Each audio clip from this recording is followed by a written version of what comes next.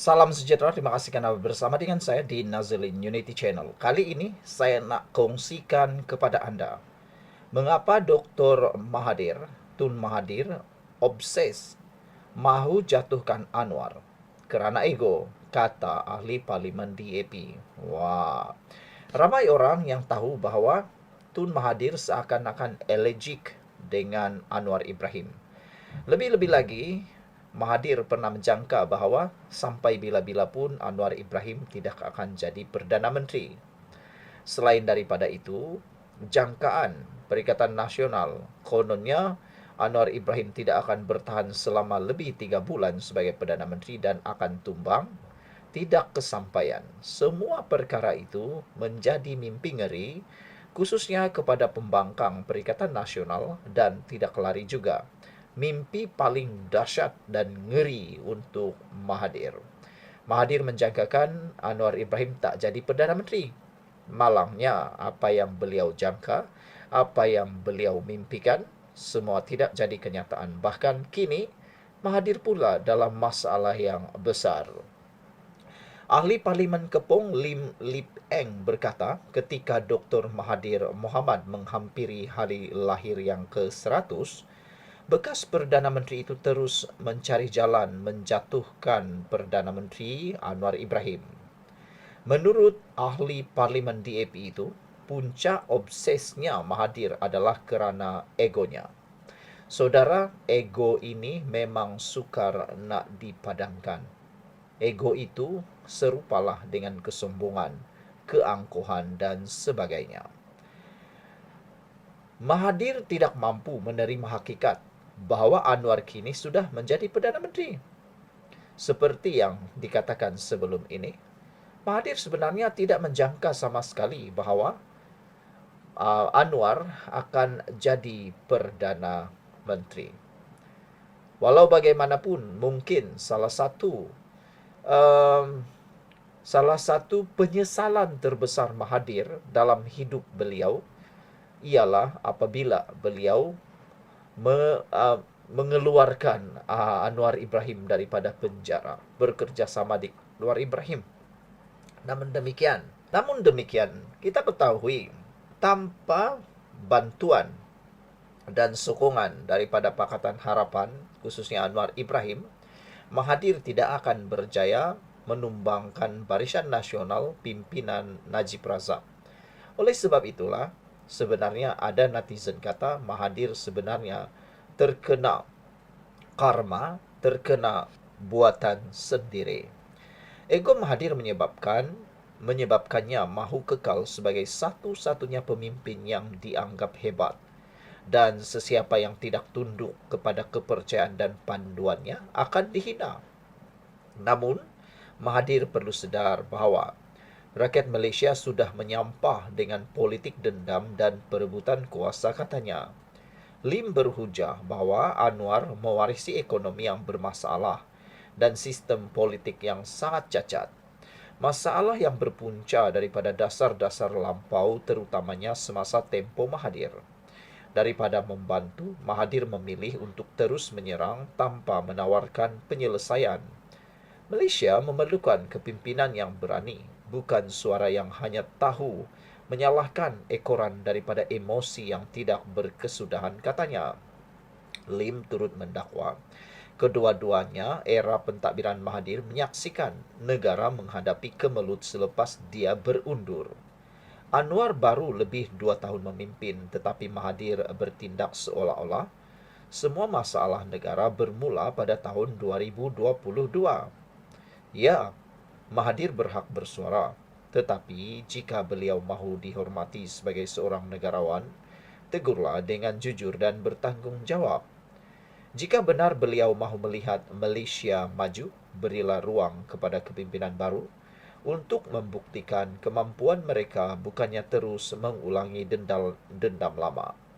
Mahathir perlu benar-benar memikirkan legasi jenis apa yang beliau mahu tinggalkan, katanya. Kenyataan Lim hadir selepas Mahathir menyatakan Anwar sering berbohong. Sebelum ini Mahathir mendakwa Anwar menyekat pemimpin asing yang mengunjungi negara dari bertemu dengannya. Walau bagaimanapun, Anwar sudah menafikan tuduhan itu. Saudara, ramai netizen menyatakan bahwa mereka lebih percaya Anwar daripada Mahathir.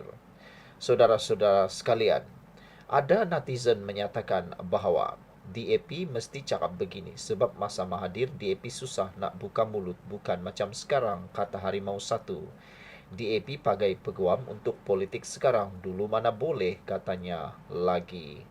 Sekian dulu kali ini, jangan lupa tinggalkan komen Anda. Salam sejahtera, terima kasih karena bersama dengan saya di Nazilin Unity Channel. Ada ura-ura, kononnya 4 pegawai Ismail Sabri Yaakob yang ditahan SPRM bersama dengan jutaan atau ratusan juta ringgit.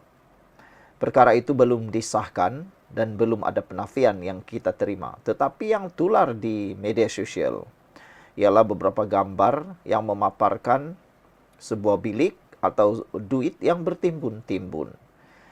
Tidak tahu itu milik siapa, tetapi yang sedang tular itulah yang sedang dinyatakan. Di Harapan Daily menulis, ini gambaran bilik kalau simpan uang tunai berjumlah 150 juta ringgit. Wah, ini satu jumlah yang cukup banyak.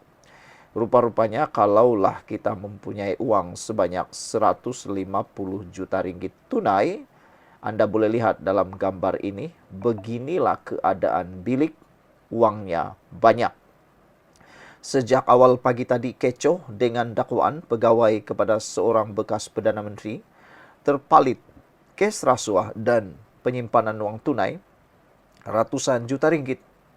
Perkara ini dibincangkan secara terbuka di media sosial, biarpun masih belum ada pengesahan rasmi.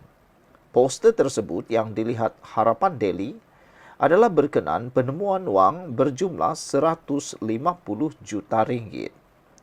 Seorang pengguna X, Najib Bakar, menggunakan chatbot ChatGPT untuk mendapat gambaran keadaan ruang penyimpanan bilik jika dipenuhi dengan uang berjumlah 150 juta ringgit.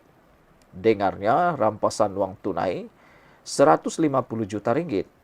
Kalau ikut ChatGPT, satu duffler bag 30 liter boleh isi 1,25 juta dengan setiap not 50 ringgit. Anggap satu beg depa ini 1 juta. Maknanya, storage room ada 150 buah duffel bag. Wow, banyaknya. Maka, inilah gambaran bilik berisi 150 juta tunai. Kongsinya yang mendapat perhatian ramai. Hari ini gempar apabila Suruhanjaya Pencegahan Rasuah Malaysia SPRM dilapor telah menahan 4 pegawai individu yang didakwa mempunyai kaitan dengan Datuk Seri Ismail Sabri Yaakob. Menurut laporan media, kes ini membabitkan dana 700 juta ringgit untuk promosi keluarga Malaysia yang diperkenalkan bekas Perdana Menteri itu pada Ogos tahun 2021. Wow, ini jumlah yang sangat banyak. Saya terfikir-fikirlah kan, macam mana boleh mengumpul duit sehingga 150 juta ringgit ini. Kalau betullah orang beri rasuah, berapa ramaikah orang yang terlibat memberi rasuah ini? Kalaulah contohnya satu orang memberi 1 juta rasuah, maksudnya perlu seramai 150 orang memberi rasuah tersebut. Kalau bukan begitu, kalaulah sekali hambat saja, sekali hambat 100 juta, dari mana duit itu? Apa projek yang sehingga mencecah 150 juta ini? Ini memang luar biasa, yang pastinya akan menjadi buah mulut berhari-hari, berminggu-minggu, bahkan mungkin akan membuatkan orang lebih sakit dan mungkin akan pengsan. Sekian dulu untuk kali ini. Jangan lupa tinggalkan komen Anda. Bye-bye.